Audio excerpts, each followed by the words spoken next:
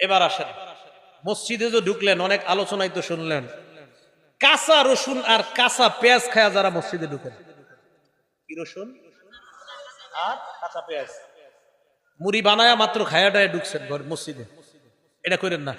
তিরমিজি শরীফের 3927 নম্বর হাদিস, ক্বালা রাসূলুল্লাহ সাল্লাল্লাহু আলাইহি ওয়াসাল্লাম, আল্লাহ নবী বলেন, আন্নান নাবিয়্যা নাহা আন হাতাইনিশ শাজারাতাইন, নবীজি এই দুই গাছ থেকে নিষেধ করেছেন।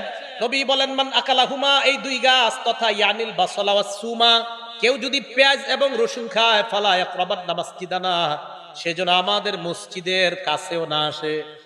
নবীজি বলেন, কেউ যদি কাঁচা পেঁয়াজ আজ কাঁচা রসুন খায়, সেজন্য আমাদের মসজিদের কাছে না আসে।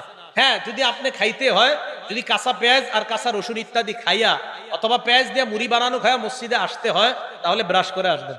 কি করে আসবেন? ব্রাশ। কেন ব্রাশ করে আসবেন? মুসলিম শরীফের হাদিসে আসছে, ক্বালা রাসূলুল্লাহ সাল্লাল্লাহু আলাইহি ওয়াসাল্লাম, আল্লাহ নবী বলেন, শোনো তোমরা,